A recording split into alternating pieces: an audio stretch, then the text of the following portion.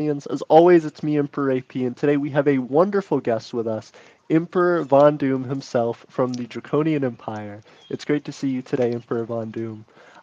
Today we are going to be talking about a pretty somber topic, and one that's very close to Emperor Von Doom's heart and the rest of Draconia, the Ohio train derailment. If you don't know much about it, a very, very brief overview from the little bit I know.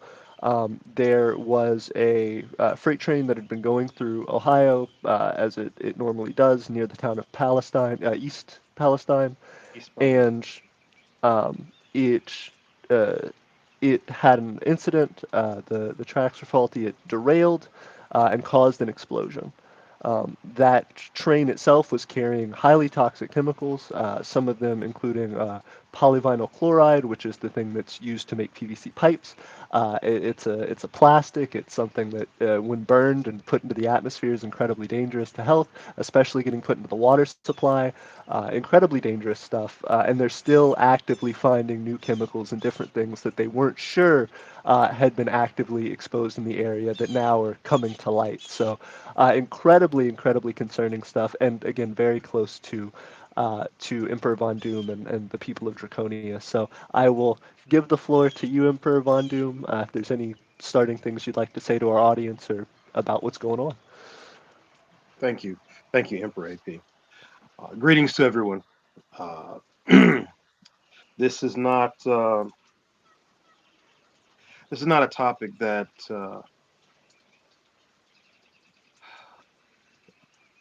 I was hoping to be discussing ever. But let's be real. Um, Spills happen all the time. They happen intentionally. They happen unintentionally. This one was particularly nasty, and it just doesn't affect the people of Ohio. To our knowledge, PA, West Virginia. Let's see. I believe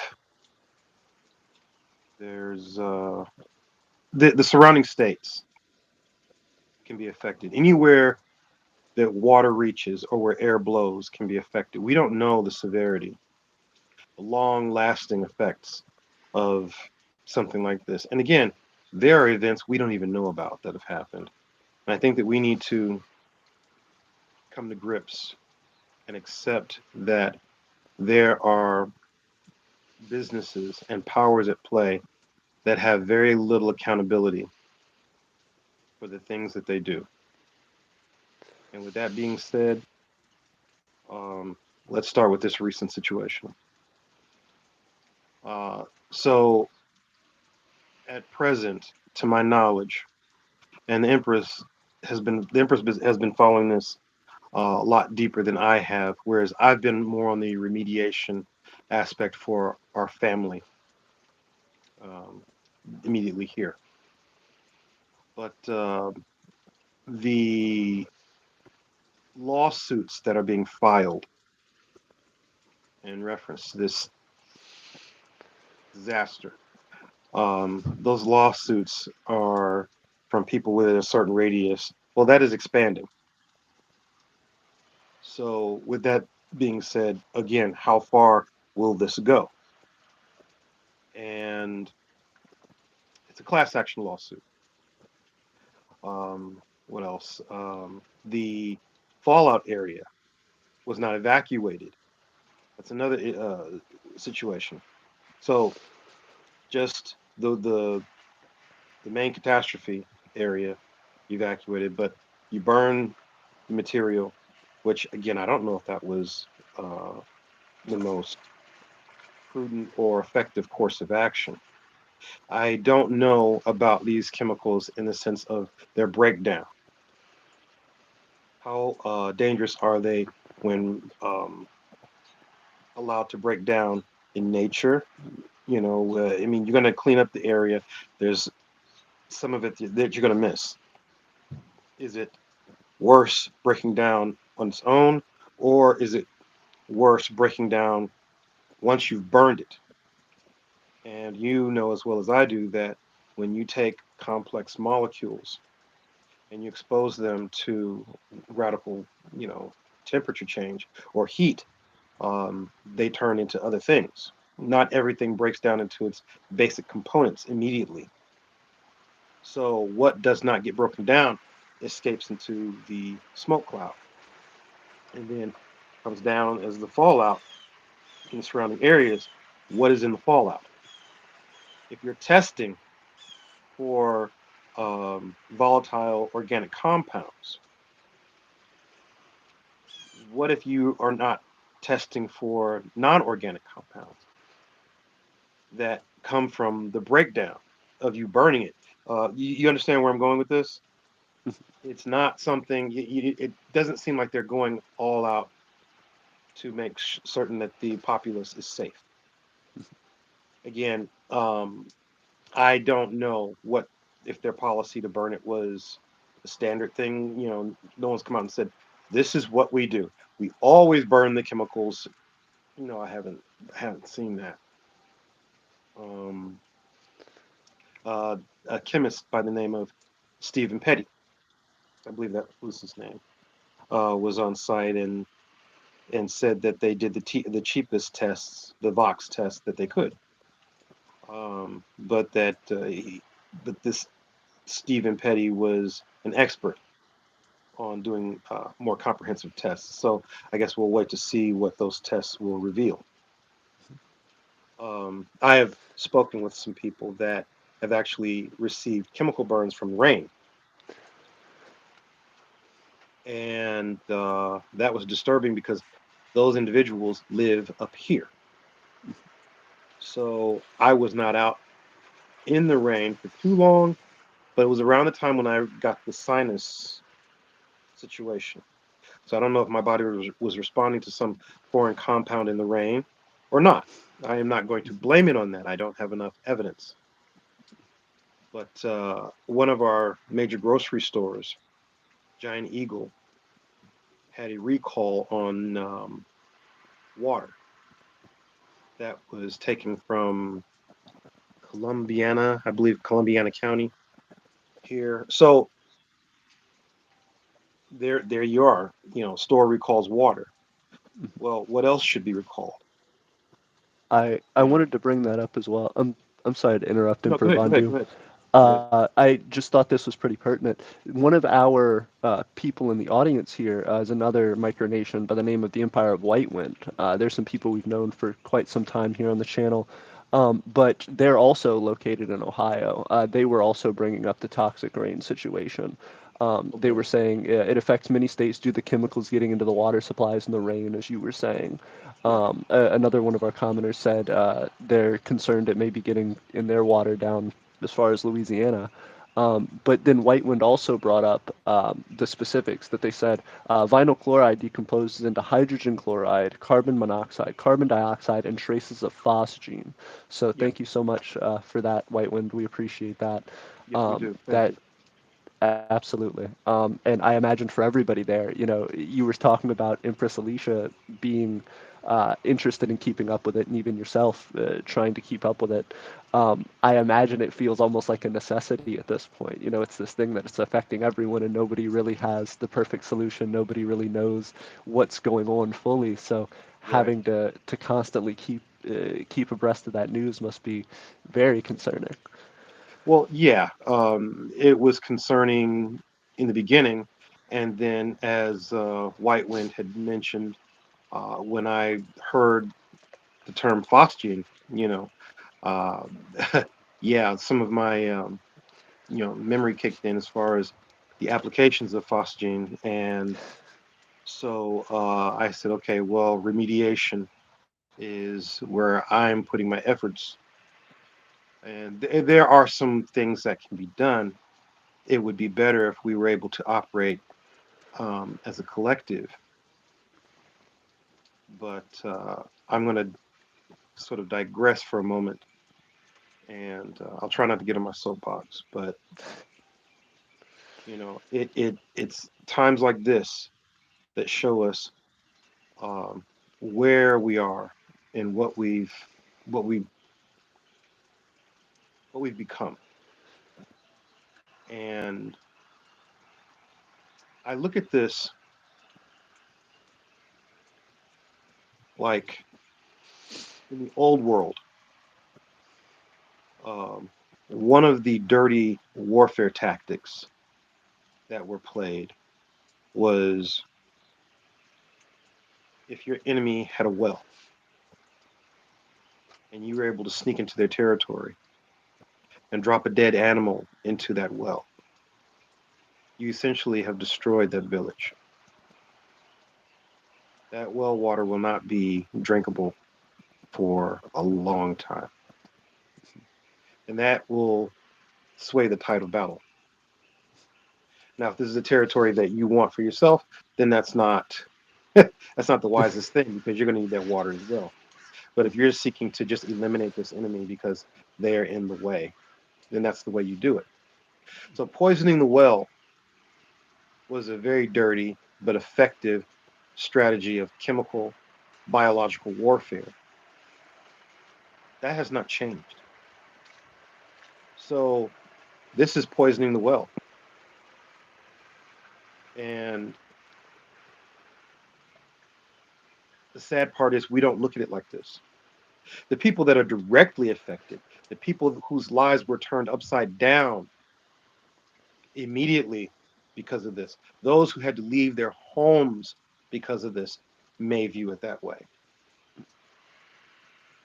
But those around them, we live in a society where it's like it doesn't directly affect me, so it's okay, or we'll be okay. Or the experts say we want to trust that someone is going to take care of us, that that a person in power is not going to lie or hurt us.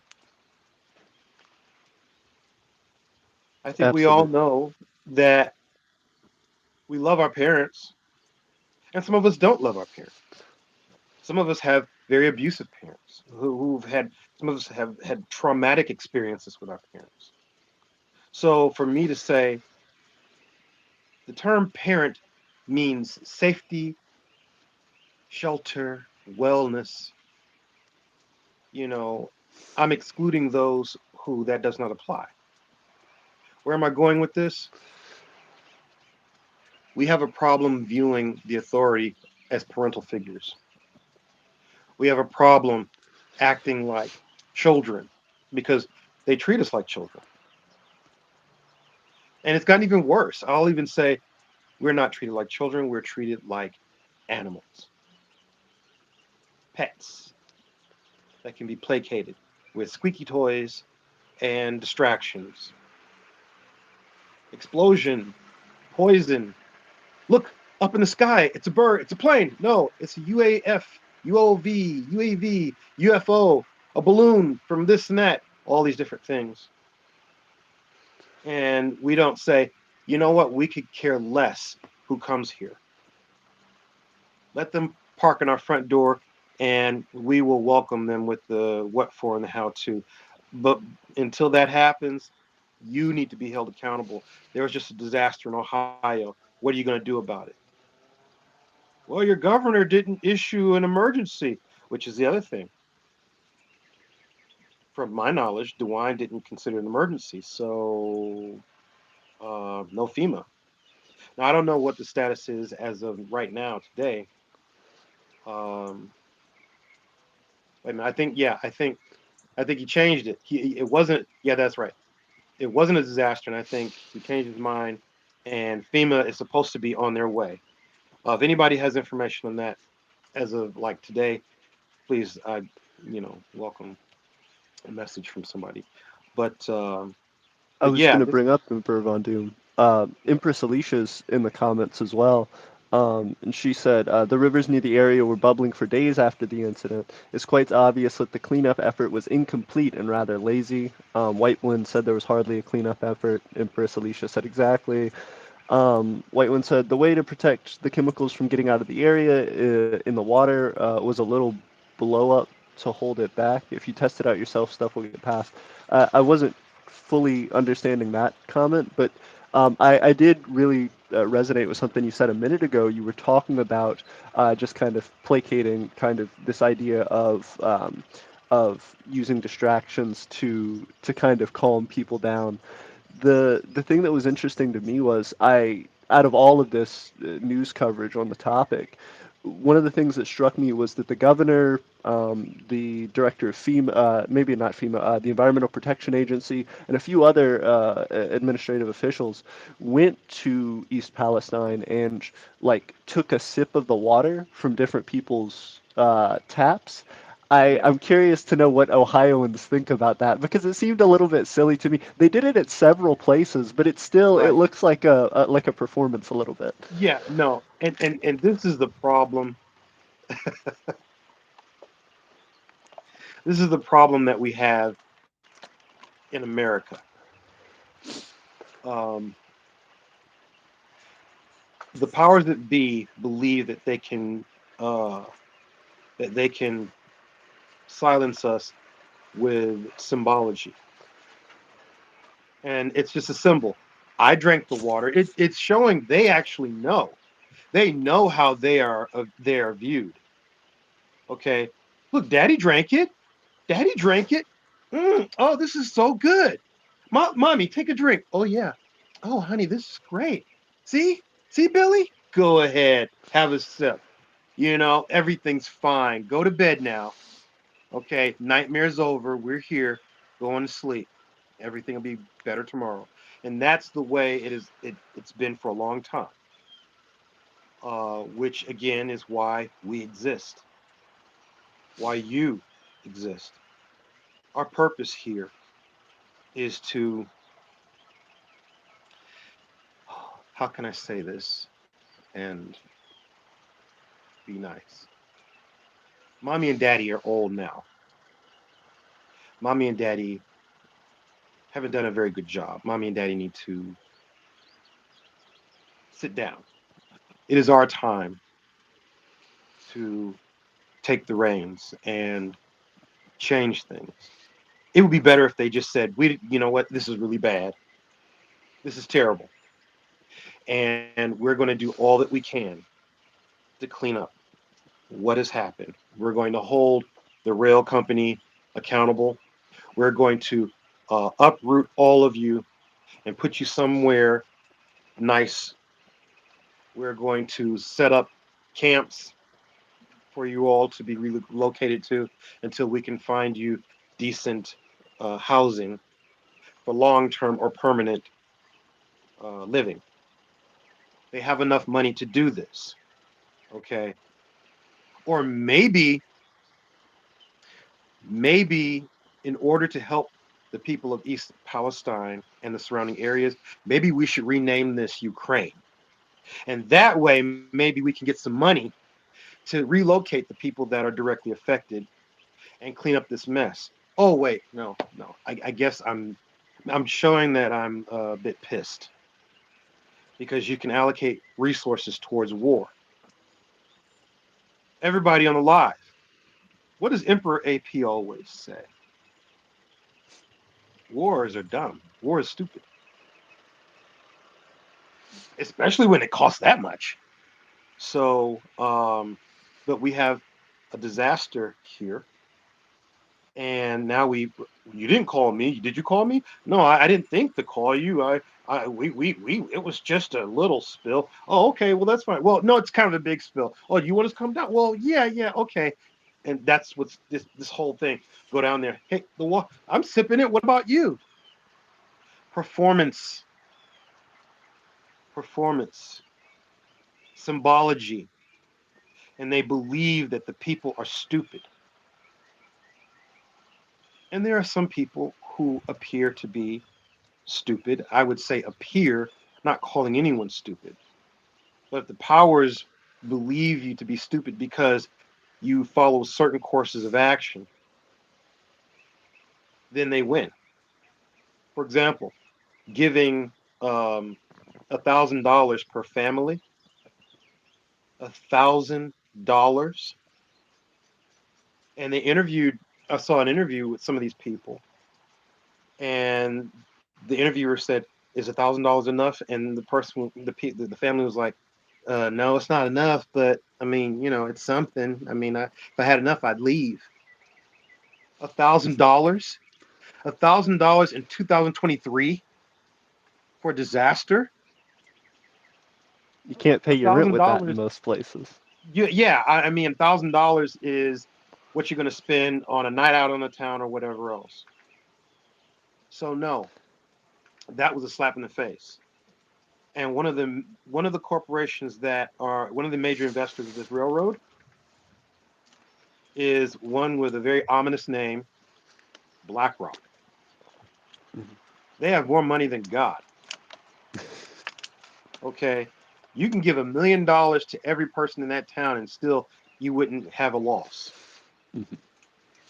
So $1,000 is telling you what they think your life is worth. And it's at this point that again, I want to make it clear as to these are the things. This is why men like you and I decide to create our own countries or create our own nations. Situations like this, within the jurisdiction of Drakkonia, this would not be. A rail company or any kind of factory or anyone else who would even have the practices that led to this kind of negligence would pay a criminal penalty. And that is the kind of accountability and pressure that is needed. Okay. Just like in the Arthurian legends, Arthur was subject to his own laws. Not like, oh, I am the king, I can get away with anything, but the rest of you are subject. No. So I don't care how many millions of dollars I'm making shipping goods and services back and forth via train. I'm just like everybody else. If I inadvertently or directly cause harm to one or more people or the environment, I am going to suffer a penalty of not cash fines. I'm either going to go to a prison facility, I'm going to incur some type of emotional and mental correcting during that point, or death. Again, if Emperor that's Von what you. Doom. Yes, go ahead. Oh, I'm so sorry to interrupt. You're I good. just wanted to bring up to everybody, again, there are quite a few new people in the comments who I'm not sure if they've been here for the full conversation. So, again, this is Emperor Von Doom of the Draconian Empire. They are residents of Ohio. They're dealing directly with this situation that's going on with the train derailment. And I would ask you all, first and foremost, to go ahead and follow them. They have a YouTube channel, the Draconian Empire. Definitely go and check them out to keep updated with what they're doing. Again, they're in the thick of it. But as well, if you can, while you're here, please give the video a like so that we can try and get the message out to more people. I feel like there are a lot of people who are feeling not only enraged by this, who are there, but also a lot of people who don't understand that this is something that's happened in repeat for generations as long as the U.S. and many other countries have been around. This is a tactic that happens ongoing. Yep. So we need to remind ourselves of that, and we need to keep trying to promote content that discusses that. So again, thank you everybody for being here. Empress Alecia brought up something really interesting that said the only way they got that money in response to what you were saying, Emperor Von Doom, is that they had to waive their rights, and that was something that I hadn't realized about this situation, but it reminds me of another one. I forget the name of the island, but there was an island that the United Kingdom built a military base for the U.S. on. It was, I believe, uh, I believe it was in Southeast Asia, but they in the Pacific somewhere. But they effectively had control over this island as a colony. The U.S. said, "Hey, we want a military base there." So they Right. said, "Hey, we're going to evacuate all of these people from the island, all of these like native tribes. We're going to Right. kick them out." And when the British went there, they said, "Hey, we'll give you money, and effectively reparations to try and fix it, only if you agree that you have no legal rights to get your land back." So they kicked the people out, forced them either to the UK or to migrate to somewhere else, and Right. then said, "Okay, well, we're sorry about that. Here's a little bit of money. Right. Promise us you have no rights anymore." That's Right. that's horrible. And Yeah. that's no way to correct things. And it's a tactic that I think you're right with all these distractions, with all this stuff that's happening, is something that is very, very easy to do. If everybody's upset in a moment and then they calm down, you can slide the real disaster under Right. the Exactly. rug and say, "Oh, we're not going to actually ever take care of it." But Right. yeah, Exactly. And that's it's always gone on. Hence why you have people who are boots on the ground, grassroots, um, in various battles for social justice.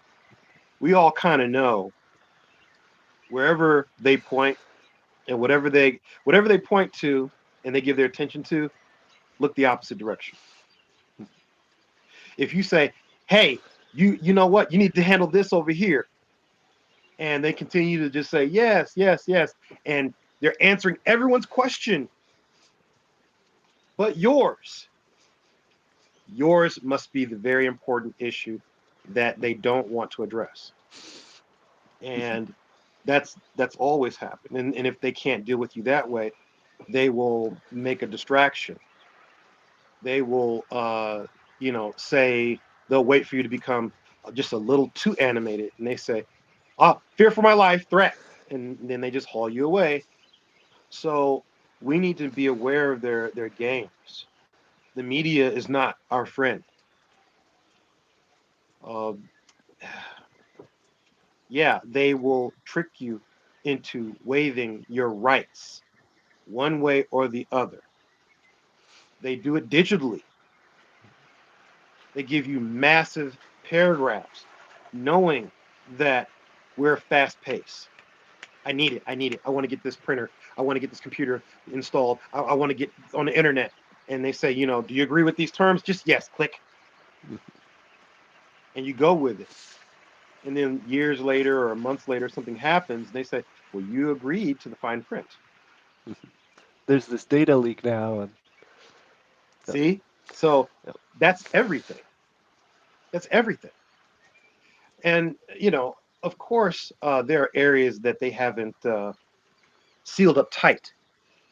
It's just there are areas in America's history and America's infrastructure that have just been kind of like left open, because there's really nothing because of the way it's structured. There's really nothing that can be done other than just ignore it. Mm, The What am I getting at? Well, there's a lot of things I'm getting at. One thing I want to mention in reference to this derailment, which is one among a number that have happened around the same time. Um, People say that there's word getting around that it was a conspiracy. Uh, it was all a distraction. It was just fear mongering because America is a hotbed of freedom and feardom. But maybe it was a simple case of something that they practice, which is planned obsolescence. With this despicable practice, things break down. So just because you have millions of dollars, that doesn't mean you say, I'm going to build a brand new railroad because the old one broke down. No, some things are too massive to undertake. So you just let them break down more and more and more and more. Buildings dilapidate and decay, and then you sell it to somebody else, and he becomes a slumlord because he doesn't have the resources to take care of it. Not like he's a slumlord because he's just an awful person, but he bought the building probably not knowing everything that he needed to do to keep it up, and now he's got this hunk of property that's too expensive, but he's getting rent, and the people aren't necessarily complaining, and so it turns into a crap hole mm, that everyone else in the surrounding area say, "Look at those people, they're terrible, they're filth." When it's really this guy over here that doesn't even live in the area, that doesn't have the resources to take care of it. He's a slumlord by default. Planned obsolescence. If the rails were made with at least Good old fashioned German engineering, good steel, good materials, and then improved over the years, not made to decay or break down so you can you can keep jobs. So you have people that can put the wheels back on and they can, be in the factories doing this and we got to keep the wheels of work going. That's where that scarcity consciousness has imprisoned us. Scarcity consciousness, planned obsolescence leads to death and destruction. Do you not agree? I do agree. And I would say as well that that's something that's really, really difficult for a lot of people to fully wrap their heads around because a lot of the time companies, corporations will say things like, "Oh, well, we need to try and do everything we can to keep our costs down. We're slashing our workforce here, and we're getting rid of this group there, all so that we can save you money. Because if we have to take on extra costs, then we're just going to throw that at you." Right. But that isn't always how it's been. It's not like that everywhere in the world. There are plenty of places. It can be more or less, but there are plenty of places where there are base regulations that ensure the health and well-being of people in different industries. Yeah. So, for example, for rail lines, the Japanese rail lines are some of the most incredible rail lines in the world. Yes. They have proper systems in place to ensure that if you're a rail company in Japan, you have to abide by certain amounts of regulation to upkeep and maintain those processes because people depend on them every single day for travel all over the country. And when you're right, you have things like this planned obsolescence, or even just when you have the ability for companies to step away from regulation and to give excuses as to why that's not the most beneficial thing, they're not held to account. There was a guy who I was watching who was speaking as a citizen of East Palestine to the CEO of the company, North. Uh, oh goodness, I'm forgetting the name of the company, but uh, Norfolk Southern. Norfolk Southern. Thank you so much, Empress Alecia and Emperor Von Doom. It was talking to the CEO of Norfolk Southern and was saying, you have screwed me out of the rest of my life. Basically, I'm an older person, and now I'm getting even older, and I could develop a disease from this. And the CEO responds in this very weird way of essentially just throwing it onto the government and saying like, "Oh no, that's absolutely terrible. You're absolutely right. Well, if we're doing everything that the government's telling us to do, we're abiding by all of that." But they spent years and years lobbying with the same government to remove all of the regulations that would have prevented it in the first place. So instead Right. of taking accountability and saying, "You're right, we should have stricter regulations, we should be doing our part to make sure that this doesn't happen again, and we're moving forward with the government to put further plans in place to do that," they just say, "Oh, well, we abided by everything. We Right. abided by everything we tore down, so it's fine." Right. Right. That's horrible. Yeah, and it's constant. I mean, we see it with, I don't want to hit a nerve, but we see it with the how could I say this carefully? We see it with the big cough syrup companies. Okay, for years, and now they exist in seats of you know inscrutable power. Uh, they can say, well, you're gonna take this medicine, and if anything goes wrong, you can't sue us. Okay, that I don't want to live in that world anymore. If you are a healer, hear me out. If you are a healer, a doctor, a research scientist, I will hear you. But according to title, pharmacist, if you are a poisoner, I'm tired of it.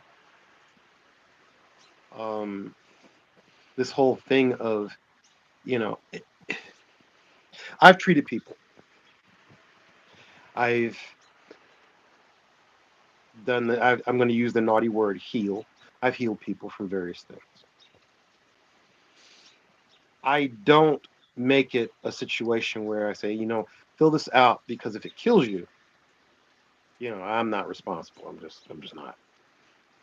But again, I'm not pushing it on them. These are people that came to me for various things. And even then, I'm conscientious of the fact that I might make a mistake. So I tell them, I say, I want to do this in a certain way, and I will give you this amount in the beginning. And if your body responds positively, then we'll up the dose. Um, and everything worked out fine. They don't do that. This is about money. If you are about making money, this should not be. In Drakkonia, it will not be about making money. The empire is not about making money. And if you are a Drakkonian, you are not about making money.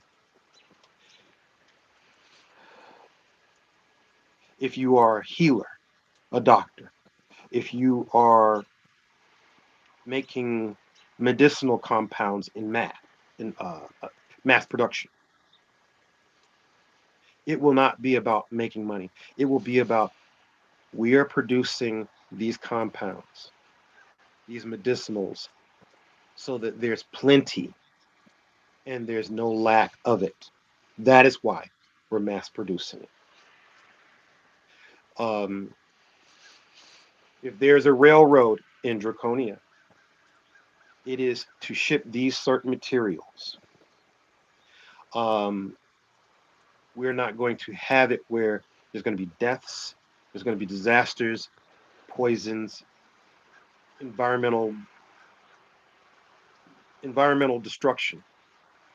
And that is what has always been since the Western Industrial Revolution. Do you all hear me? This is not an assault on your red, white, and blue. That has been the assault on all of us. The very people touting about, this is the great America, are coughing up a damn lung. Oil, poisons, water catching on fire. Do you understand how ridiculous it is? Do any of you go to your grocery stores and buy jugs of water and think how ridiculous this is? Like there's a convenience for it. Oh, this is convenient. I can get water, it's clean, I can drink it, and it's right there. But then it's like, wait, I'm doing this because I really can't go out and open my mouth and catch the rain in my mouth, or go out to the stream and just scoop it up with my hand. How many of you have done that? Emperor AP, have you done that? Have you had the luxury of scooping up mountain water and drinking it from a river or a stream? I haven't. I have. And the fear that I never will, well, I won't be able to again in the rest of my lifetime brings me, I don't know what the word, it's not anger, it's something a little bit more. They poisoned the well. Fellow Emperor, they poisoned our well. We must take this seriously. All of you out there, we must take this seriously. Again, this is not the first, it won't be the last. They can come to us with symbology, sipping cups, bathing and stuff, saying, look, I'm taking a shower. Biden can say, see, I got hairy legs and the water's sliding off of it. It's just fine. You can take a shower too. Okay. All their little nonsense. All we need to do is stand together. And this is, I'm calling everyone to stand together, not on a micronational level, on a global level.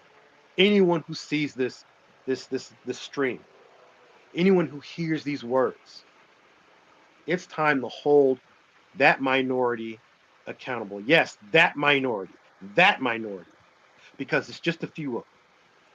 It's always just a few of them. Just like it's always just a few of us that make change.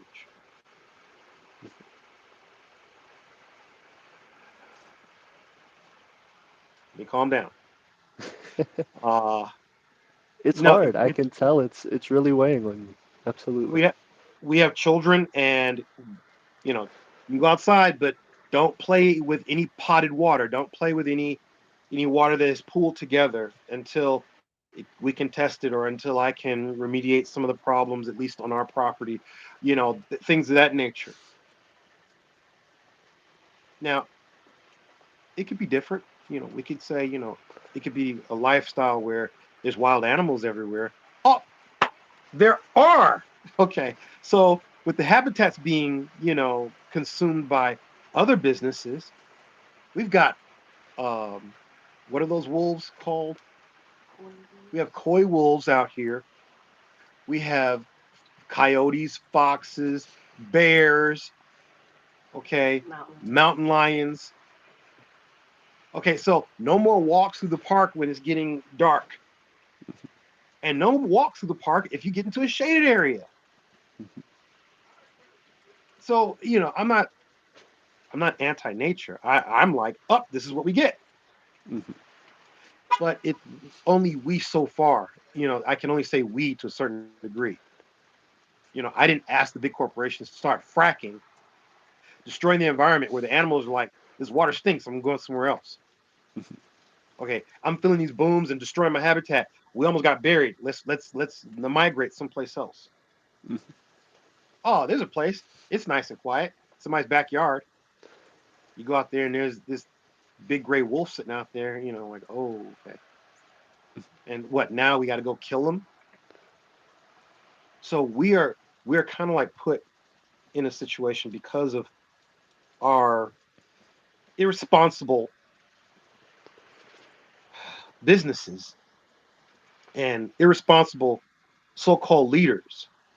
And now we got them on one side and Mother Nature on the other. And very few resources to do anything about anything. That cannot continue. We do have a few vital resources. Our voice. And I used to hear this when I was younger. We have our voice, and I would say, our voice. I don't want our voice. That's not enough. Let's get guns and sticks and go get. And no one said they got more guns and they've got more sticks, and they don't need to use them because they will press one button and one missile will take care of all of that. We understand your anger, son. Just do it a different way. So now, yes, our voices. But see, our voices back then did not have the internet, which is again something they could just shut off. But we're resourceful. We can build our own platforms. We have our own modes of communication. We can go back to old communication, which is what they don't want. Get phones, radios, ham radio, take over the airwaves. Like, yeah, well, the FCC can go take a flying poopy. Okay, we're on the air. We're taking over. Da da da da da. And this is the brand new YouTube. Yeah, that's right. YouTube, not YouTube. YouTube. And just what are they going to do? They're going to go after everybody with a radio? No, they don't want us uniting. So yes, Emperor AP and I have empires for our various reasons. But if those of you out there don't want to unite or join an empire, that doesn't mean do nothing. Do something. Start a community. Link up with universities in your area, um, particularly the ecology or biology department, which is the like watershed projects fall under the biological or the biology departments. Um, be knowledgeable. Be active. Link up with conscious, if you find some conscious members of your local government. Now that'll be a hard search because a lot of them have pretty smiles and a lot of promises and nothing to offer.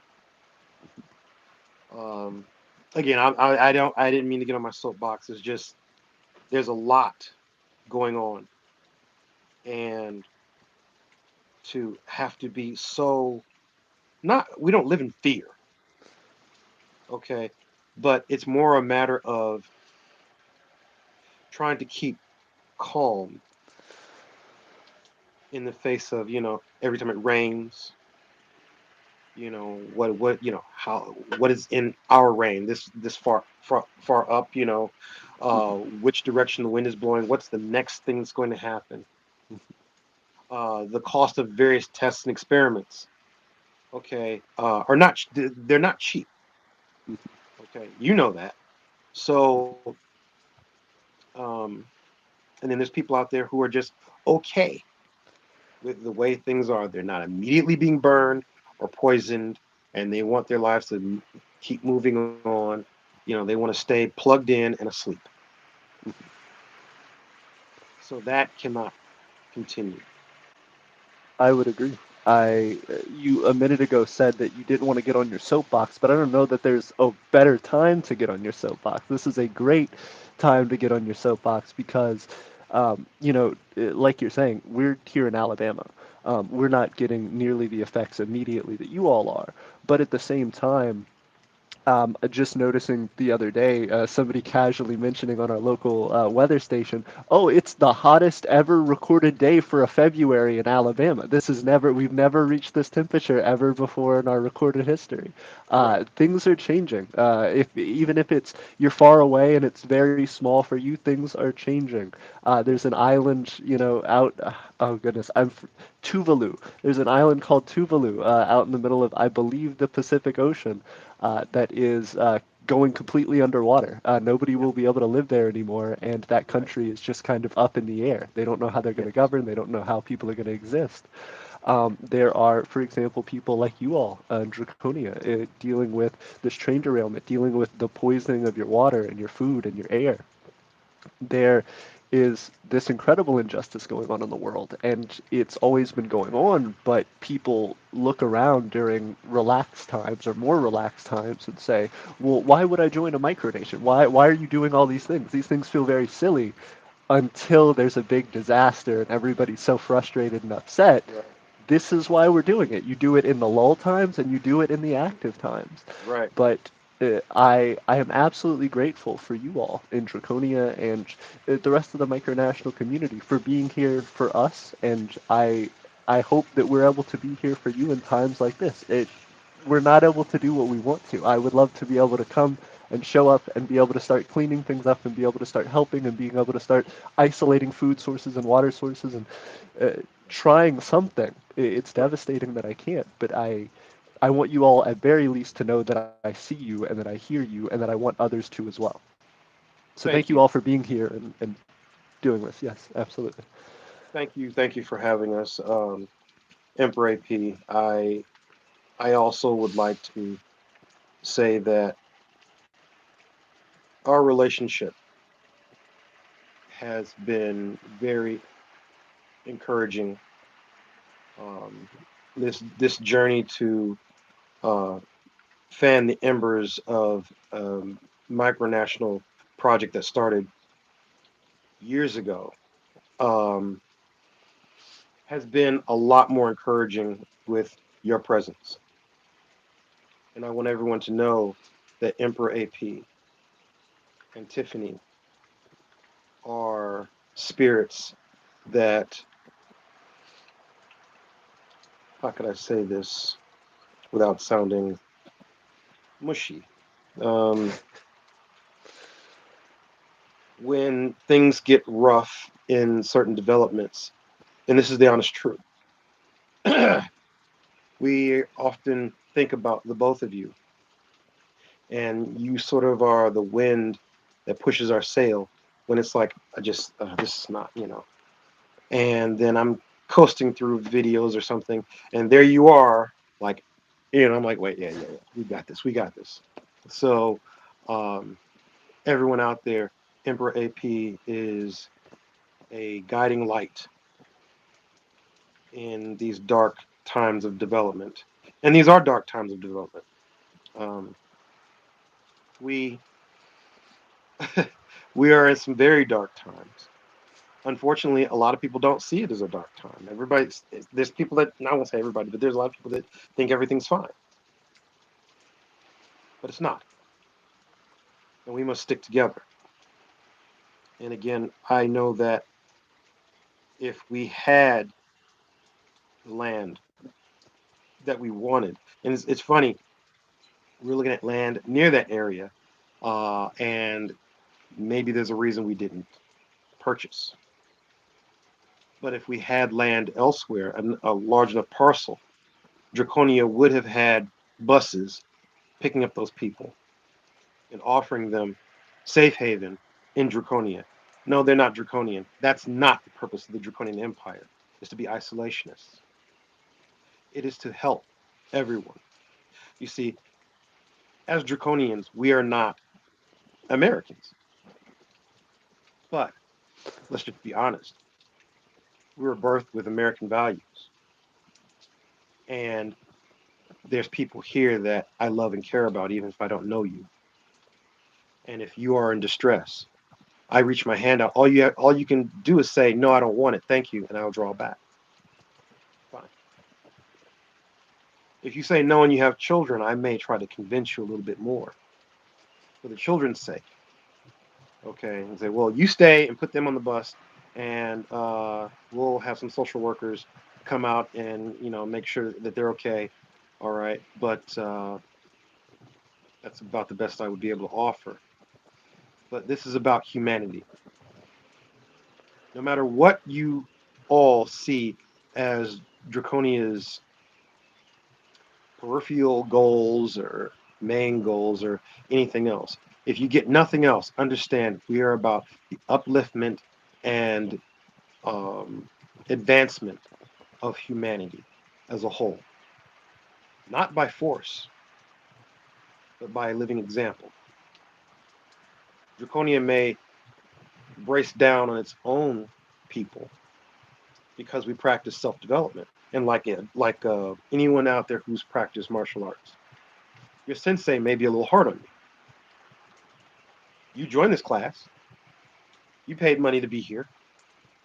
You want to learn the ins and outs of this martial art.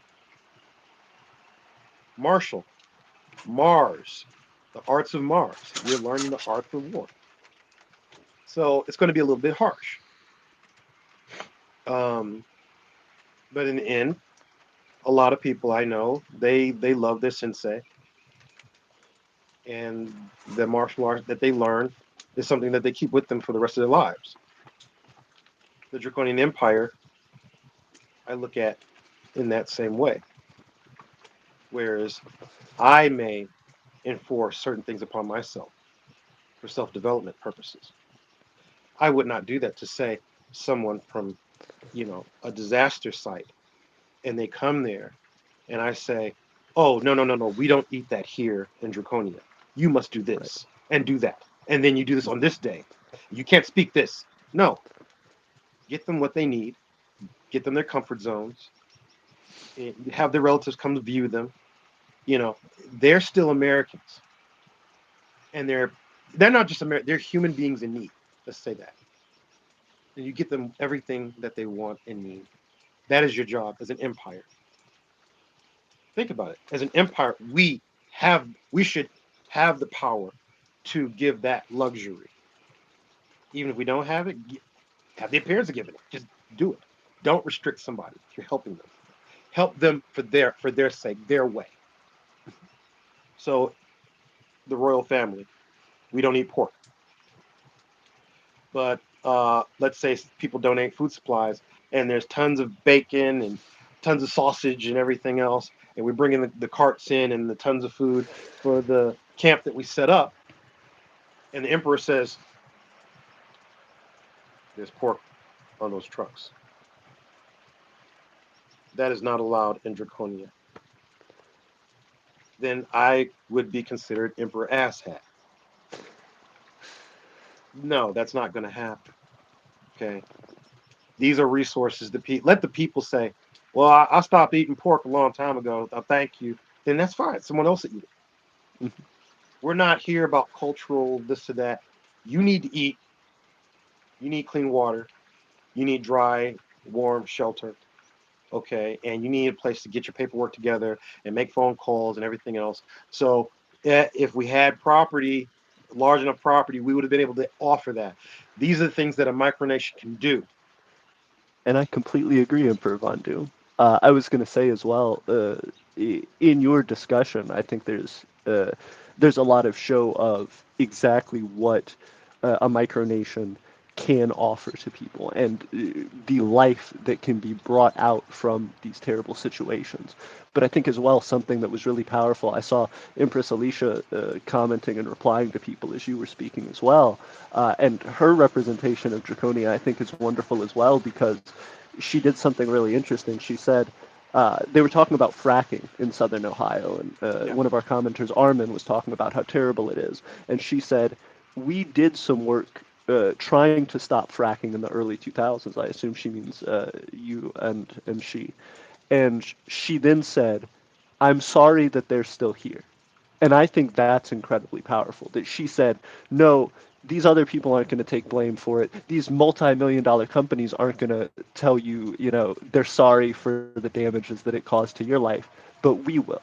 Draconia will. We will move forward. We will try and do something about it, and we will take responsibility. And I think that's something that's really powerful that micronations can do, is to say this is wrong, this is terrible, and somebody needs to start picking up the pieces. And Right. that was really powerful to me. So I want to thank you both for that.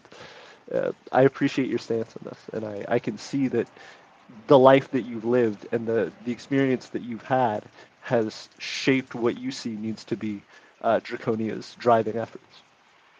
Yes. I just want to say towards my empress, before I met her, she was an activist. Okay. So that's one of the reasons and ways we meshed so well. Uh, this was something that she was, you know, dead set against the fracking. Um, I was always about. My belief was that, nope, they're not going to change. They have too much money. What we need to do is develop technologies and methods to counter that.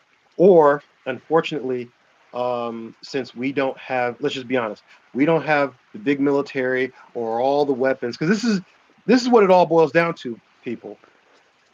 Weapons. Don't understand? Let me explain to you.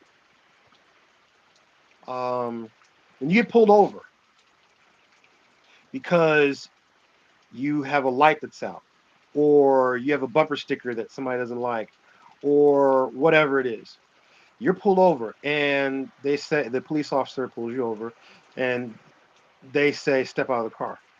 First of all, the reason you pull over is because he has a gun. You pull over because he has weapons. You pull over because not just that he has a weapon. There's others like him that have weapons. You get out of your vehicle because he has a weapon. You acquiesce because he has a weapon.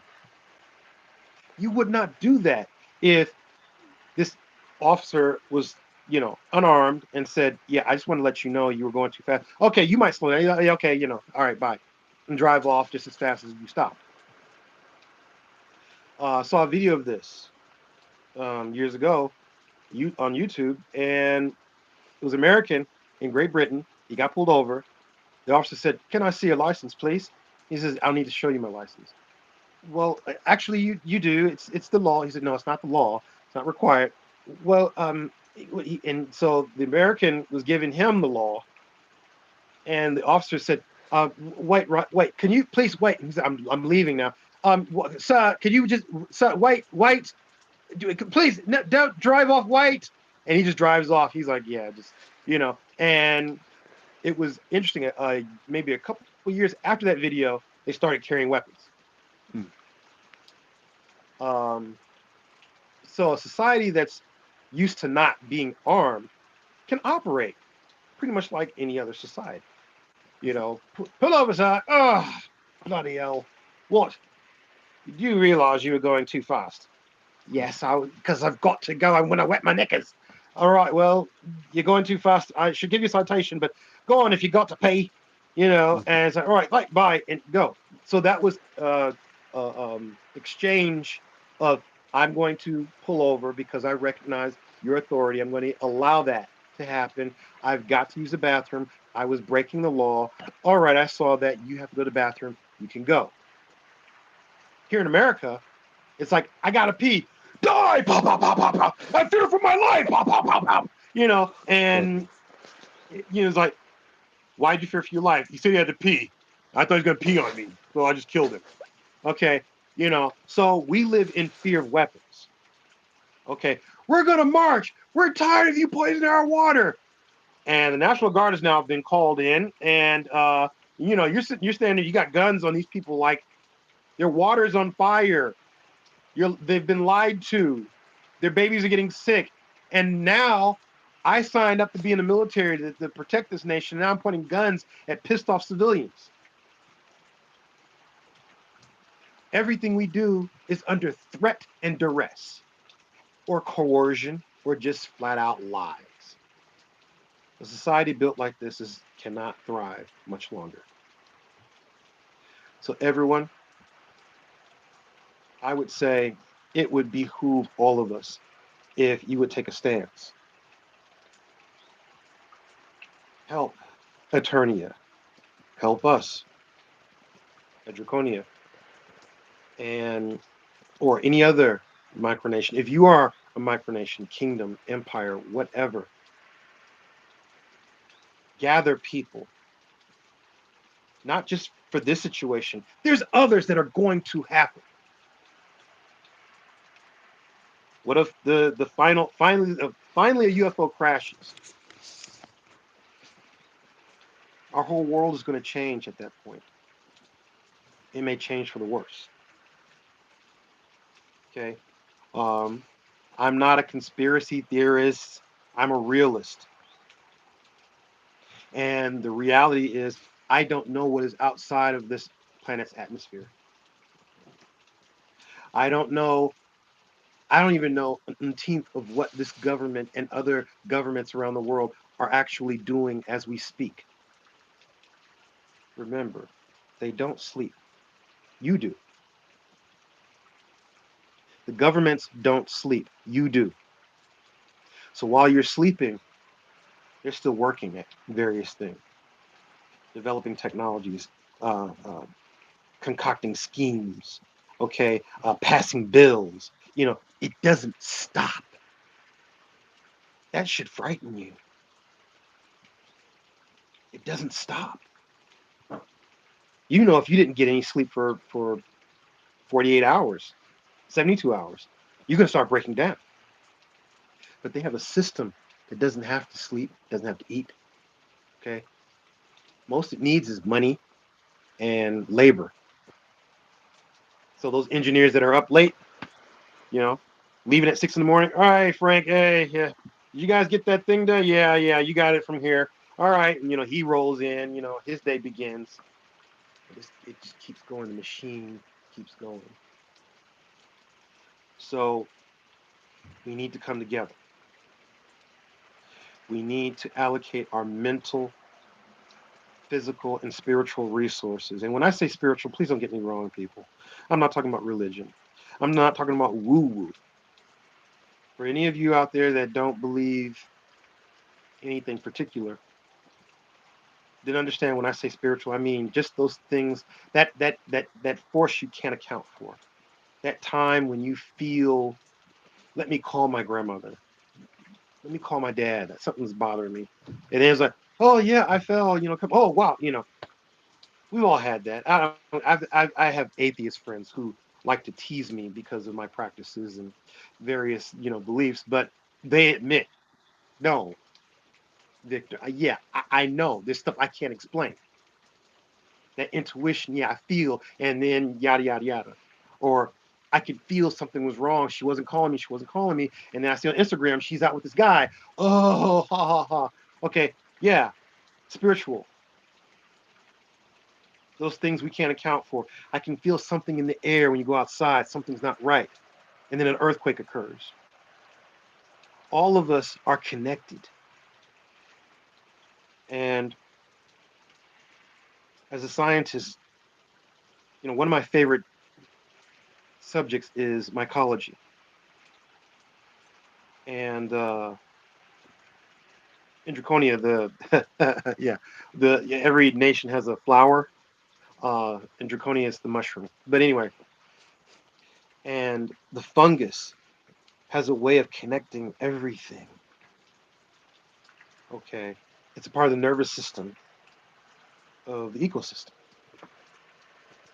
and we have a lot in common with the fungus as a species. We are all connected, all of us. We we have to exploit that connection in a positive way and be able to somehow, some way, reach out and help others in need. You know, no, we're not supermen, not yet, but we could strive to be. And I would implore you to do that. That's one of the things, the tenets of Draconia, is to develop the overman, the Ubermensch, as Nietzsche called it. The be develop the highest form of yourself that you can aspire to. And there's no limits on that. There's no caps on that. And in doing that, a part of that comes in doing for others. You develop yourself by doing for others, doing for your environment, doing it whether someone sees it or not. So that's all I want to say on that topic. I can definitely appreciate it. I think that uh, sidestepping the conversation a little bit, but I'll try and bring it back. Um, I think that's one of the things that's very difficult for micronations is that we all have our own individual motives and goals and ideas, and we go about trying to make those things work for ourselves. But a lot of the time we misstep and don't see how much there is that connects all of us and how similar a lot of our ideas are, our movements, our ways of developing. And so I think that's something that we really have to get better at as a community. I know Aeternia needs to get better at it, but um, it, trying to find those ways that you can make things work with another micronation or another, an activist organization in your local area or a business or something that shows what you're trying to do and pushes further that greater message. If two people are working on kind of different things, there's always that way to get things to come together and to spread that larger message, especially when there are situations like natural disasters, when there are situations like chemical spills and horrible uh, government mess ups.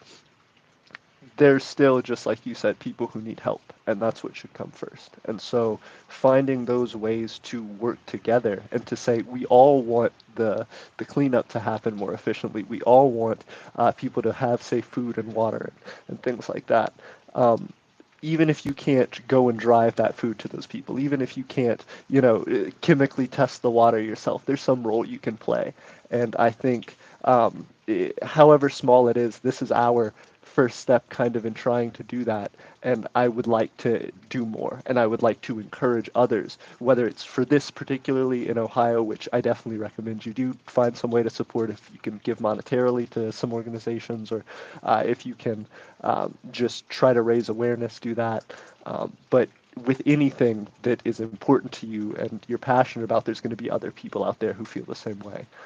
So I appreciate you all, and I wanted to continue to encourage that as much as possible. Um, but Emperor Von Doom, I guess that's my largest question for you and for Empress Alecia as well, if she feels comfortable answering. Because you have been developing this idea of Draconia and of the way you want your life to be and your children's lives to be and the world you would hope for, what do you feel is the most urgent thing that you see that comes to mind when you see something like this happen? When you first hear the news, what is it that you want to do? What is it that is your immediate driving force, if you will. What's that thought that just kind of The thought is usually, here we go again. Here we go again. Um, the main and over and under that statement is just the need to develop ourselves to get land so that we can show the world and the people that are potential citizens of Draconia and other micronations, this is what should be done. Like I said, Empress Alecia was an activist before I met her, as was I. But I stopped my activism because I saw that it wasn't going anywhere. My activism was a mixture of things because I was with grassroots organizations that were out for social justice, but I also saw that we had a global problem. We had an environmental problem, and they did not want to hear anything about the environment. They had this fantasy that first we get social justice, then we can worry about the environment. I said, after you finish your rallies and your marches, you're going to go home and you're going to pour a glass of milk, or you're going to pour some cereal in a bowl and eat it with a spoon, and you're going to flush, you're going to turn your lights on, and all these things are provided to you by some of the people that you're marching against. Okay, you're relying on people who are producing grain and who have cows and all these different things. If the cows are poisoned, your milk is poisoned. If the grains are, you know, infected, then they'll pull that off the shelves and you won't be able to have that cereal. So, the activism in my mind was not holistic enough. So when I see things, again, my thought is we need our own land and our own people so that we can be an example for everyone else. Let me go into further detail, if you don't mind, about how how Draconia sort of developed from that kind of thinking. please do? There were a number of situations that happened here in Cleveland, the northeastern Ohio. There's Cleveland area, and police violence against innocent people, rapes and things of that nature. And me and other people would march in the streets, and it was all about the black movement. Being black, black this, black that, yada yada yada. Black men got to rise up, got to stand for our community, got to protect it. This and that, yada yada yada.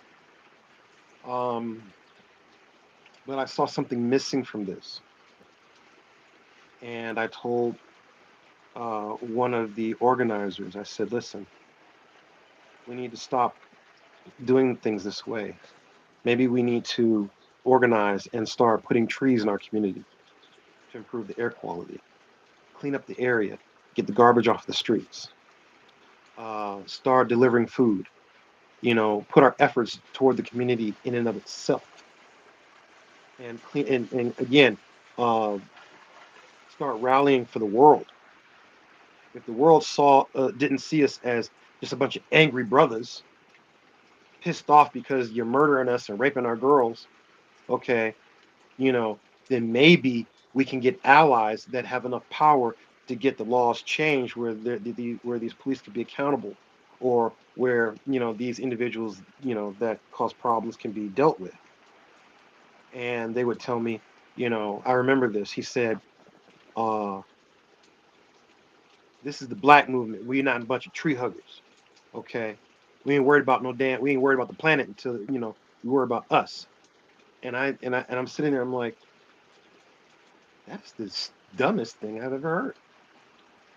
You live on the planet. I understand the anger, but understand you own nothing here. You don't own the street. You don't own the apartments. You don't own any property here. That we're marching at their sufferance. They are allowing us to march. How revolutionary is that? They're allowing you to march. They can mow us down when they want to. Okay, we piss and whine. They pass a bill after a certain amount of time. They give us little tokens. I drink the water. Yeah, here you go. They give us a little symbology. We'll name a street after you. Give you a little something. That wasn't enough for me. And I saw that it wasn't just black people that suffered. Even the race situation here in America, I'm going to say something that a lot of people of African descent will probably hate me for. But it's not just it's not just the slave master problem here in America, where the slave is the one who needs therapy and who is the victim. The master also is in need of therapy and is a victim of his own devices. You've built this country on blood and slavery, lies, and now it's a toxic cesspool and a powder keg ready to explode. And a number of people of non African descent are also um, in need of change. They're also hurting. And then I'm speaking of more on a spiritual level.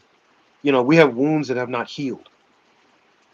I tried to imagine what it would be like um, I don't know if you're familiar with the actor who played Doctor Strange, Benedict Benedict Cumberbatch. Cumberbatch. Yeah.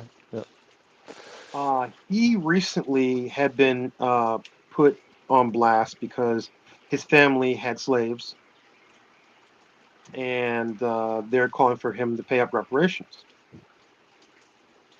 And because I don't know enough about his situation, I can only comment so much. But I thought about it. I said, how would I? Let me put myself in his shoes. And or I have some friends at the gym who've asked me questions, or other people, of European descent who've said, they didn't understand certain aspects uh, of America's history in relation to slavery. And I would think that I would feel this thing that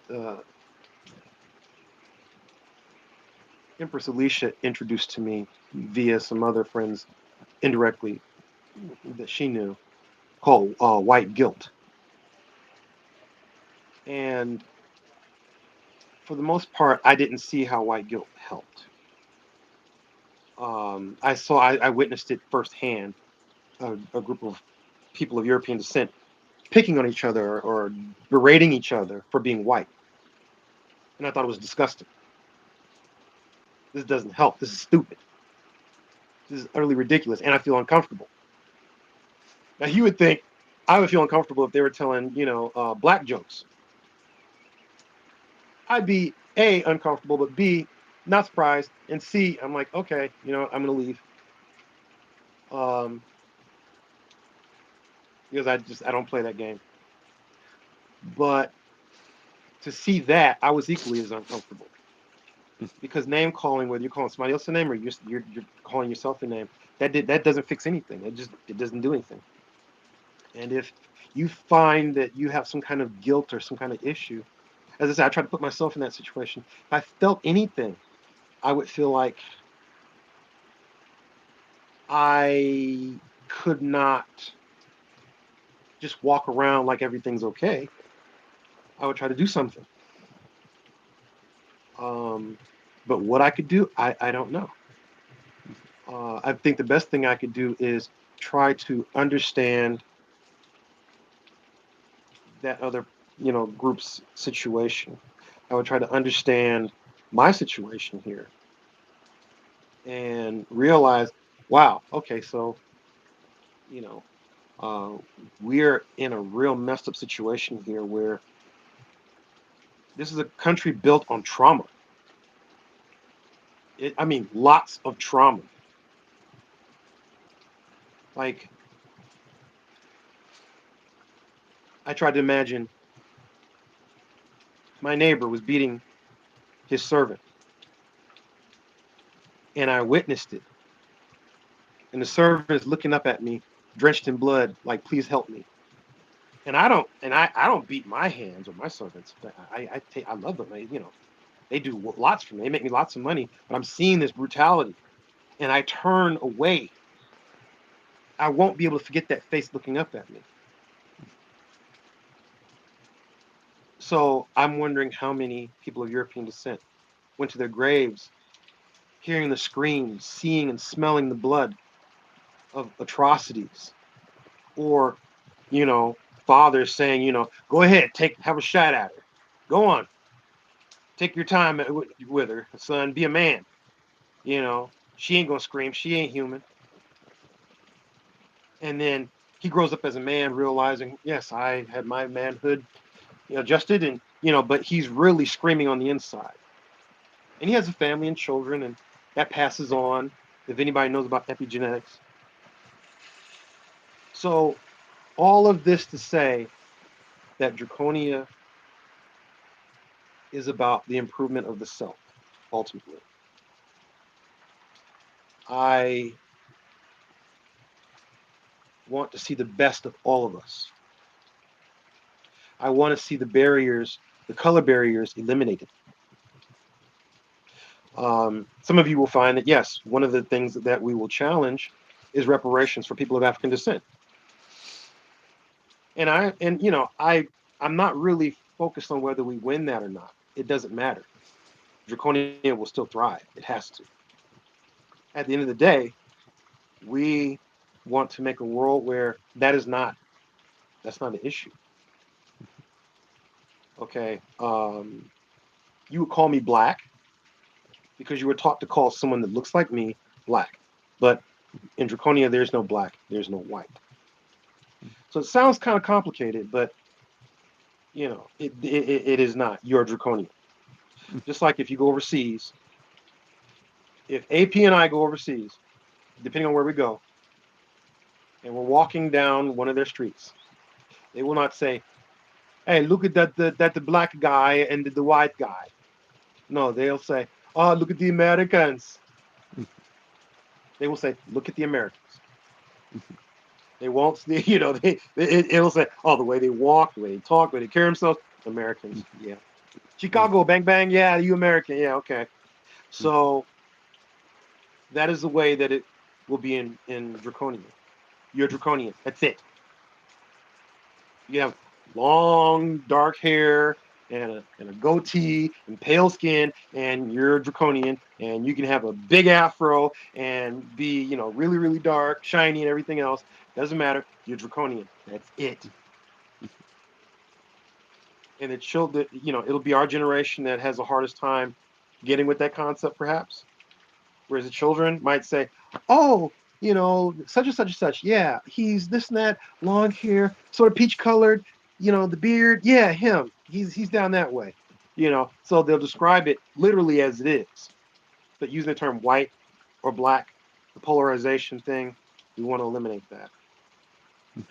Um, so when I see disasters like this, it it sums up all these things. It always takes me back to the beginnings of my conceiving of Draconia, because I know that we have so many barriers. Okay, I'm comfortable. They're not. They're poor. Yada yada. I've heard people even say horrible things like, "Well, let's just pour white trash down there."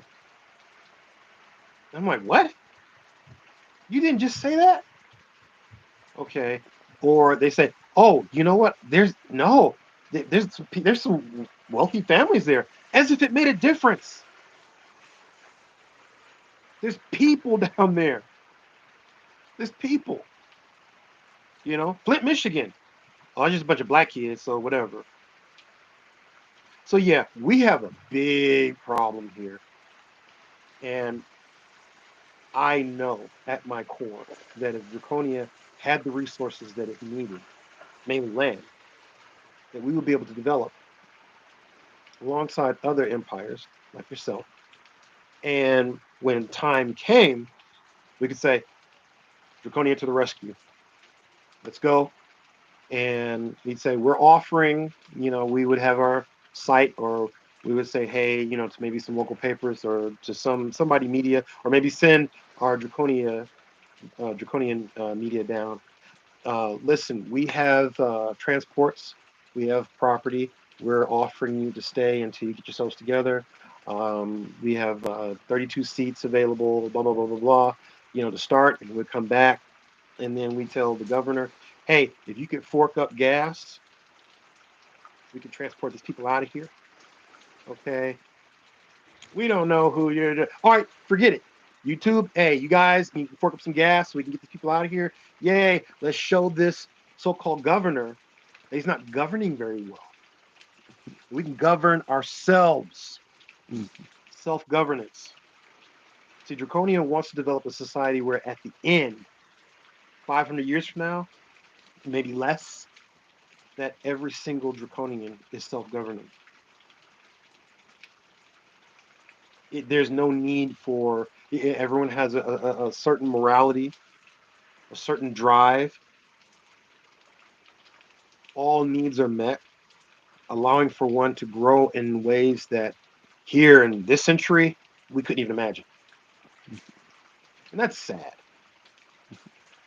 Like, I want you to think after this live, Emperor AP, if you could do anything in the world with cost not being a factor, you could do and be and have anything in this reality, what would it be? And then once you answer that, say, now would I have Aeternia? Would I form Aeternia because of that? Would I have that in Aeternia? Because some of us might answer that differently. We might say, you know what, if I had all of that, I wouldn't form the kingdom of Usteria. I wouldn't form the Draconian Empire if I had X, Y, and Z. So then you're doing it because a lack of this. Okay. Or you might say, you know what I want is this, and this. And the way I'm going to get it is through this kingdom or this empire. Say, okay, well, then there you go. But a lot of us want just the simplest things in life, and those are hard. You shouldn't be working 8 hours a day for crap. Okay? No, you should not be. At the same time, you shouldn't be paying for water. You shouldn't. You shouldn't be worried about breathing the air.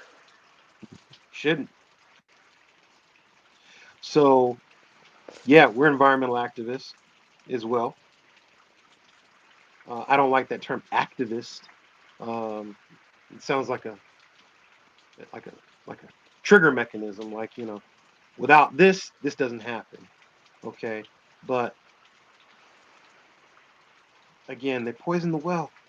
People, look at it that way. They poison the well. Somebody showed me footage of an explosion that happened in this neighborhood recently, and he worked in the building next to it. It was a chemical plant. It blew up some days ago, and I said, "Let me ask you something." And so my buddies gathered around. I said, "If you were walking down the street with your mother, I hope you love your mother, or with your, yeah, let's go with your mom." And some stranger just comes up, three-piece suit, well dressed, nice, clean, shaven, spiky hair, good-looking young guy. Comes up,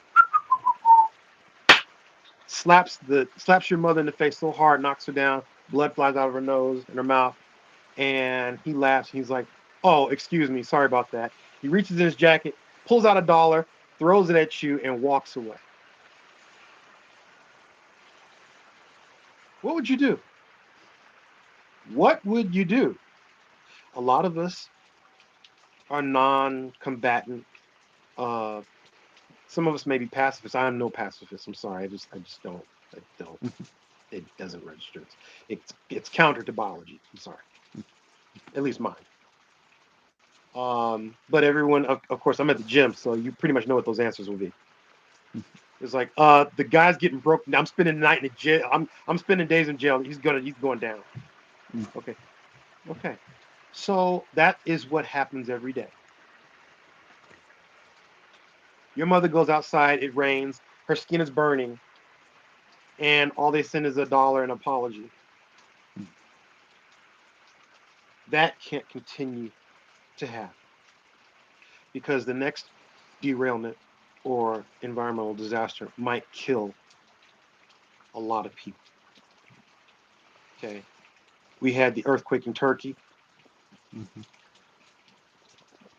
My prayers went out to them, and a little baby was born out of the rubble, baby Aya.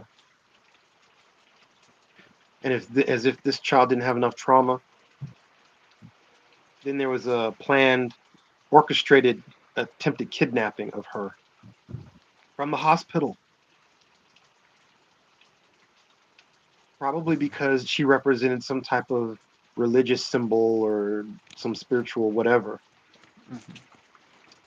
And I was totally disgusted by this. What am I saying? I'm saying that we live in a real messed up world and we need some real heroism. Okay. I know from what I know of Emperor AP, if he had the resources, and he's got part of it, he has land. He's got, like I said, one of the key resources that a lot of us need in nation building. He has intellect. And then add on top of that, he has a mate who is also brilliant. So that's not something you get every day. So you have vital resources. But I know if you had more, if you had manpower and even more parcels, you could have done more. You would have done more. You would have offered more. So if there's anyone that sees the Empire of Aeternia as something that works for them, that can help achieve your personal or family goals and developments, reach out to him, help him, do for him. Take your time, your energy. You may not be pay yourself in seeing the Empire of Aeternia grow. If you have your own empire, find others to help you. If you know of, if anybody is near, what are they called? The other one here, White Wind. Yes. Yep. White Wind. If there's anybody near White Wind, reach out to them. Help them if they need help. I'm just plugging for you. If you need help, reach out. Okay, start reaching out to the nations that are doing something. Emperor AP posting this live is is helping the people of Palestine. He may not think that he's done anything. He's doing it right now. He's doing it. He's going from emperor to announcer. Podcaster. Like get this out there. He may not feel that he's a Joe Rogan, but doesn't have to be. Okay, he's Emperor AP of Aeternia, multitasking and bringing you once again this story. So thank you for doing this, and anybody that's near us, or anybody that jives with the Draconian Empire. Okay, we could use all the help we can get, and we haven't finished posting all of our information on the website. But again, it's a work in progress. A lot of things happen. Um, Family illness, and then this situation, and then refabricating. I mean, reformatting our shopping has been a pain in the butt.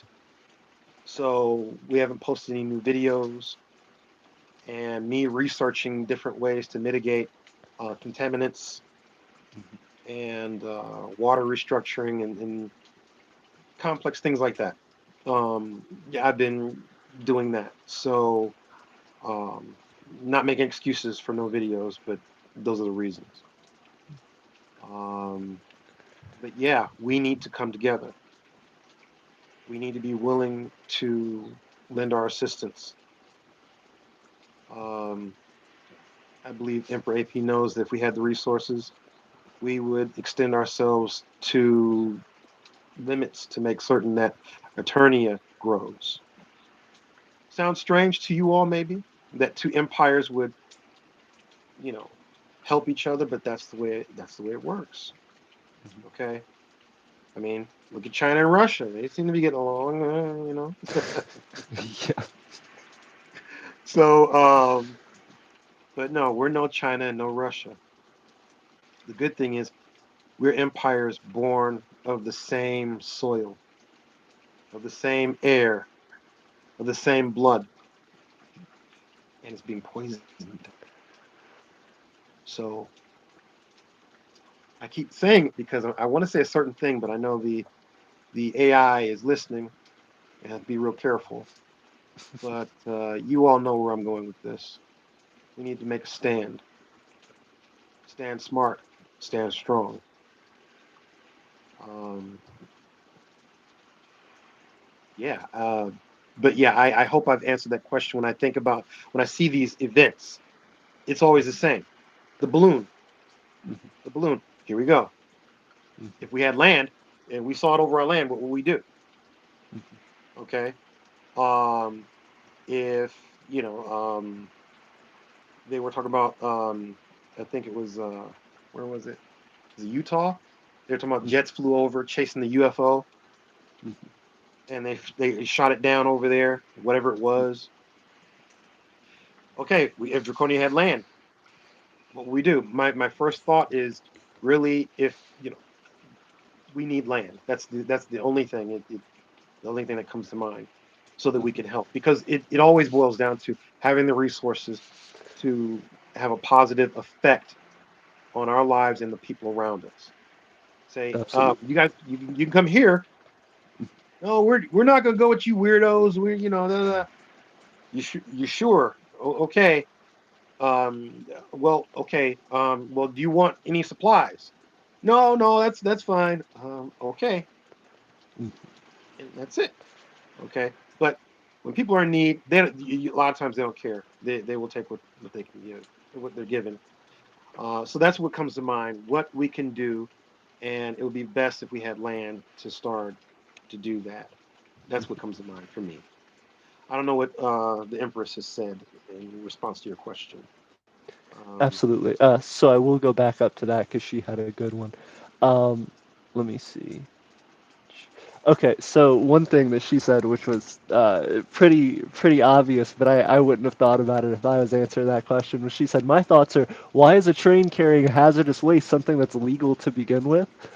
Which I definitely understand, and I feel like that's something that's really important, is understanding not only that that this is something that's been deregulated a ton already, but also the concept that the way that they're doing it, just passing it through these areas that have critical infrastructure for those towns and those communities, passing it through areas which are right next to ecosystems that are going to pour directly into waterways and stuff like that, and that the way that they clean it up is by burning it. That all of that shows that there's not really a plan in place prior to developing these systems of how we're going to keep people safe. It's, well, let's just figure it out as we go and right. hope that it's not too bad when it messes up. So yeah, I definitely appreciated her response there. She said, and now, how can we restore the soil and water and such? It will have to be a civilian effort because the government will absolutely fail. And I think that's the thing that's rough about it is that there's I feel a certain limit that the government kind of does. It says, we have these criteria that we're supposed to meet in order to make sure that things are safe. Once we've checked those boxes, that's fine. But there's not too much emphasis put on the long term. When some university comes and does a study there 20, 30 years down the line, when there's all of a sudden a large scale medical research survey that says, oh, all of these people in this area have cancer for some reason. Oh, all of these people have developed horrible liver conditions and stuff like that. It's the government says, "Oh well, we still had a success because we cleaned up immediately. Right. We were able to get the levels down to what is considered safe for our standard, but it doesn't really have a long-term solution for that." So yeah, I definitely can appreciate Empress Alecia there. And again, I just love seeing both of the sides of the draconian monarchy able to express that in a unique way. Um, so let me see. Um, Simulia said you have our support, Draconia, which I thought was nice, and as well you have ours from the Empire of Aeternia. Um, there are a lot of people who are just talking about effectively relating the same things. That one expressing their own issues with water quality and with environmental disasters, and then as well a lot of talking about the concept of having to relocate because of issues. Empress Alicia talking about having to move and relocate. You talking about that as well. And then others talking about similar needs, whether it's for financial reasons or for violence in the area, needing to change and relocate places. So I think everybody feels that pressure right now, and I think uh, it's something that the more that we talk about it, the more that people go, oh, you know what, I have had an experience exactly like that. Right. And I think those little conversations are what can help kind of turn the tide and Yeah. make people more aware of stuff like this. So um, again, I'm grateful, and I think in trying to be proactive and trying to figure out what more we can do. Um, I talked about something last stream that I've been trying to work on for years, but I have no idea how to put it into effect fully. And essentially, the idea is to create quests. These concepts of having things that we know as nations need to be done, these things that are top priority. For example, for the Empire of Eternia, we have lists that we go through of working on different projects. And I'm sure in Draconia there's a similar system. So if all these nations have all of these different tasks that need to be met, it would seem nice to have a common place for people with skills and abilities in those different areas to be able to help each other to complete those for Hmm. mutual benefit. Um, I would like to try and figure that out with you all.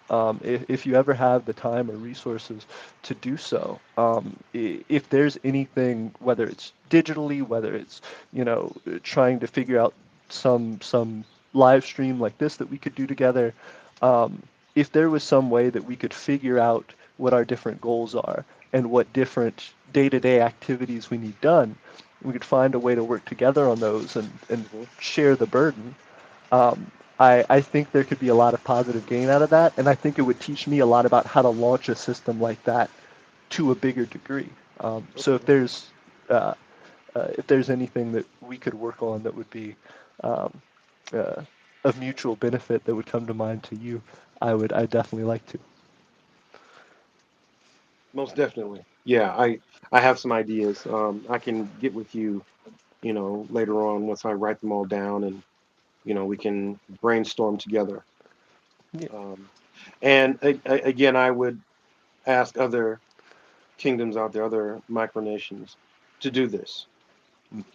You find others. It would be nice if we eventually could have a united nations of sorts, where we come together and exchange ideals, resources, and perhaps tasks that could benefit all of us. I don't know what those would be immediately, but something that would help us thrive. Um, also, I would say probably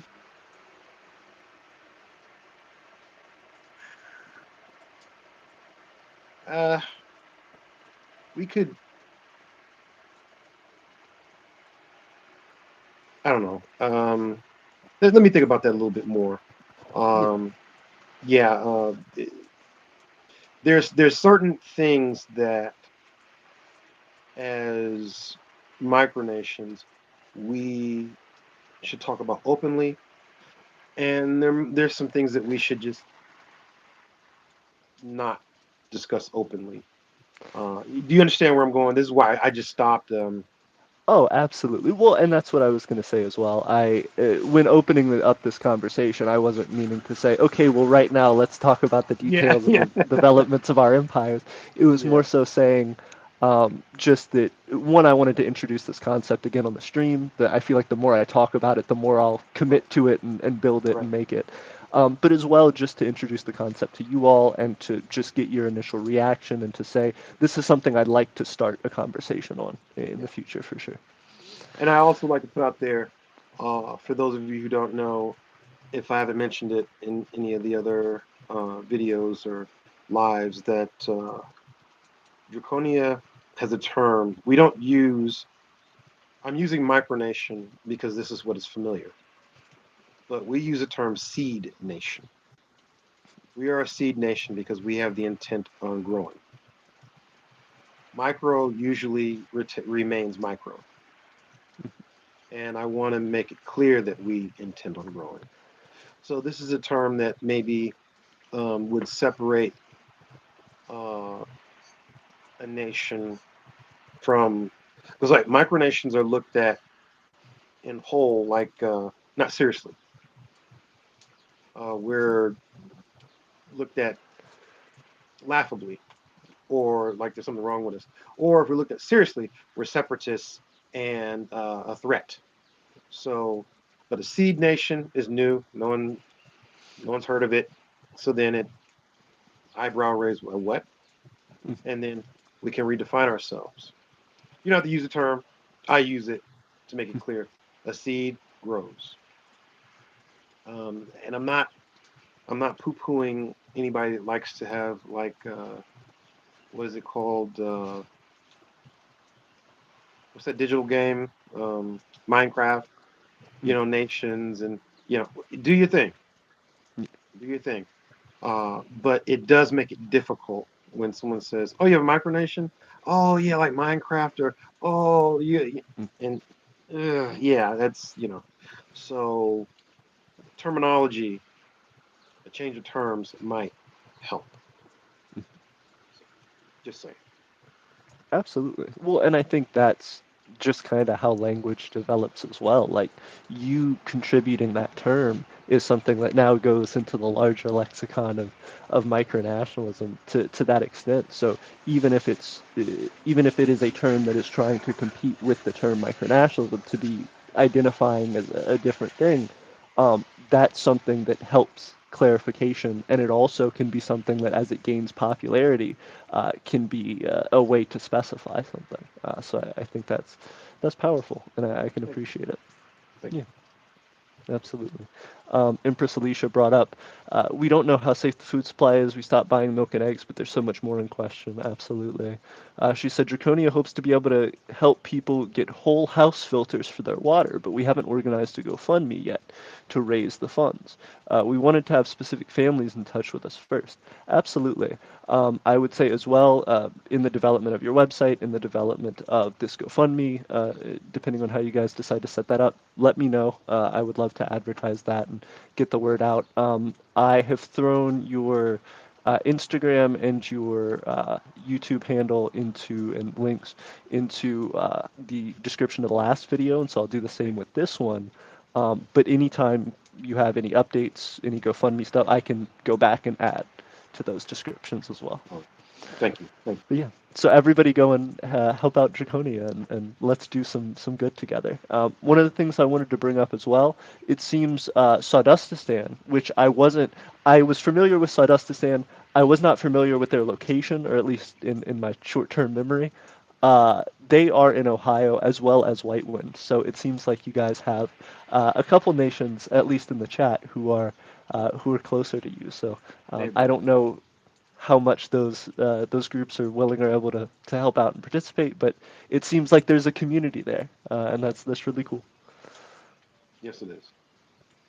Um, Ooh, I'm sorry to interrupt. One more no, thing. Somebody brought up something really interesting. Armin from Sawdustistan, Armin Nazarian said, if you were in Ohio, please contact Carson Snyder from the micronation of Northwood, Oregon. We have a Democratic Congress of Ohio micronations where we deliberate on issues that concern us all. So it seems like they're also trying to do a similar like micronational development thing. okay, good. Yeah, we're But definitely my looking apologies. to. No, no, no, you're good.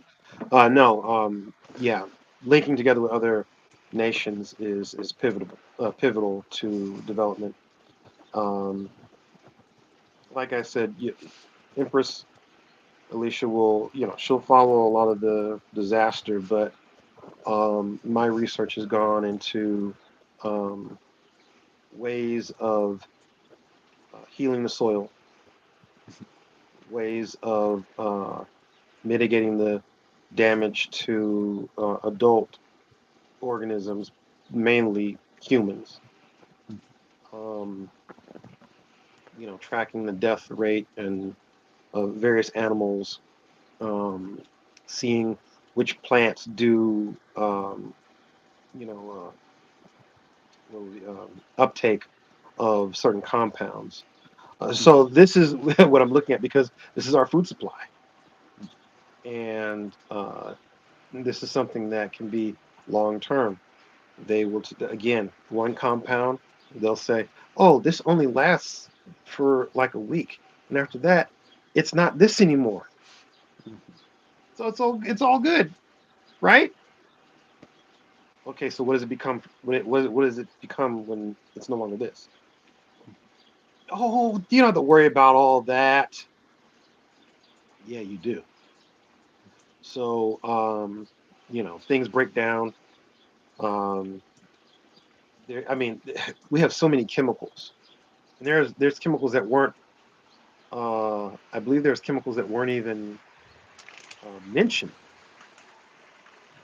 that were in this derailment. So, and we're not even talking about.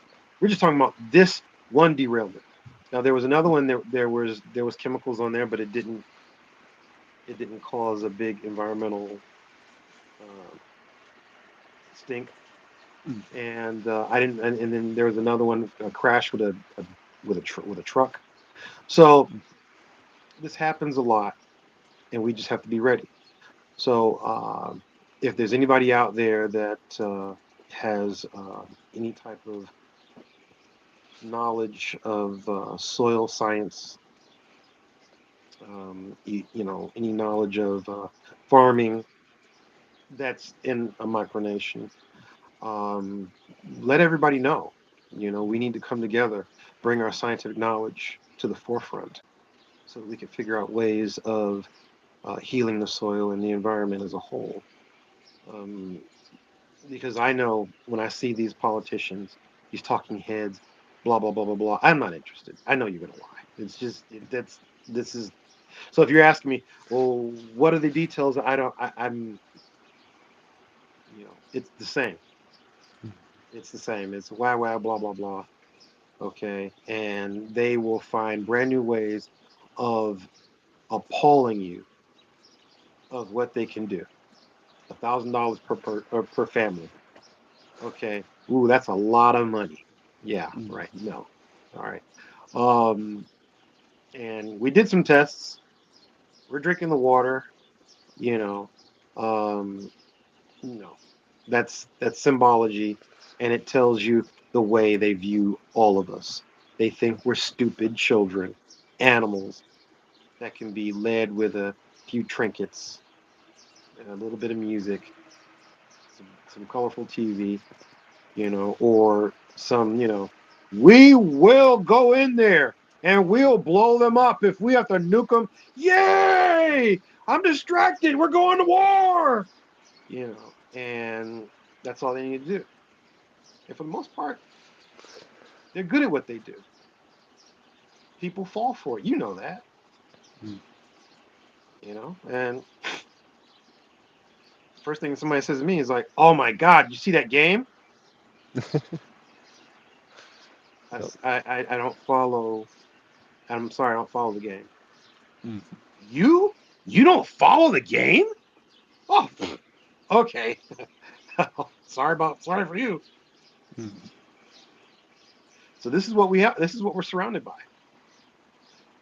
But the moment that we start making a noise, okay, a decent, effective noise, then people are going to say, "Who are these weird people?" Honey, pull up on your phone. What's a micronation? Oh, let me see. Try to. Oh, okay. Yeah, they're like I don't know, some kind of gamers or something or whatever. I guess they're like activists or something. I don't know, Black Lives Matter. I don't know what it is. You know, and then people, pick up eventually with things, and this. In other words, what I'm trying to get at is this is a good opportunity as well. I don't want to sound like a salesman, but in crisis, there's opportunity, and this is again to all of you. This is an opportunity for us to shine. All right. Any crisis is an opportunity for us to grow and shine. And when I say shine, I'm not talking about for to exploit a crisis, for to capitalize monetarily. I'm saying it's an opportunity for us to shine in here. Opportunity for us to shine outward. Opportunity for us to put on that cape. I told you, we're not Superman yet, but we can strive to be. Mhm. Okay. You pull that S out, and you go out there and you say, white wings to the rescue. You know, we're doing it. Mhm. What did you do? We were there. The next disaster. We're pulling people out of there. There was an earthquake. We're there. We got them. We rescued these people. Mhm. Okay. Um, we're on it. And yeah, it in the beginning, all these things will cost us more, okay, than it will cost anybody else. But the Mhm. reward will be the world will know, and they'll try to dummy it down. And some local fringe factions came to help. People say that these groups, they'll make us look really ridiculous or whatever else. It's fine. Word of mouth will spread. The so-called Emperor of Aeternia, he and his band of merry men and female came down to aid with this situation. Sources say that they tried to help, but the National Guard came in and took care of things properly, which then, wasn't the case. You guys really did the job. And that kind of thing will transpire. But the bottom line is we seized the opportunity to be recognized in the world because we're helping selflessly, selflessly helping in these disasters, putting ourselves in not detrimentally in harm's way, like if there's a nuclear spill, no, nobody go down there. But if there's men, women, and children who are in a situation that can be extracted and nobody's doing a damn thing. As I talked to you, it was last month or whatever, about a situation in Alabama where there's homeless.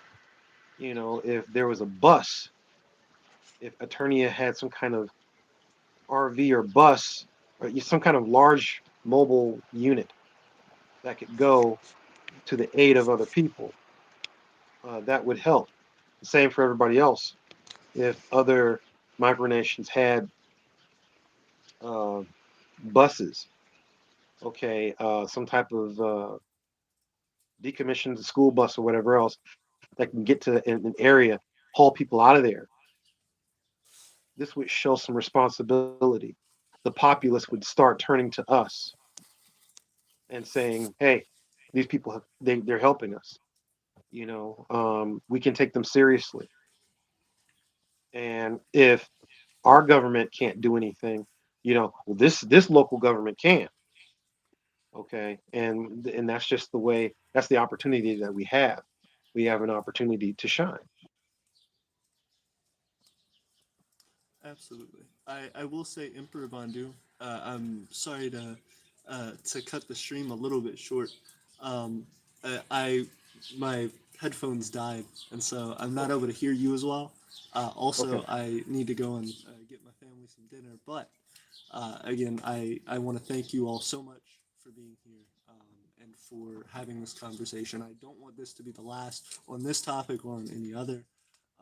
I just uh, I want to be able to take this conversation and move it more personally with you and Empress Alecia on how we can move forward. For Yes. everybody else, again, please make sure that you follow and support them. The Draconian Empire on YouTube. I think it's at symbol the Draconian Empire as well. Their Instagram, I believe it's also the Draconian Empire. Um, please go and support them. Go check out their website when it shows up. And of course, thank you for being here and for liking the video and trying to help us spread the message of micronationalism. It seems like we're making progress each and every time we come on here. So thank you. Do you have any final words, Emperor Von Doom or Empress No, Alicia? I think I've said enough. Okay, And thank everybody for joining us today. And I hope that we can deepen our relationship. absolutely. I completely agree. Thank you all, and Eternia forever, Draconia forever. See you guys. Eternia forever, Draconia forever. Take care.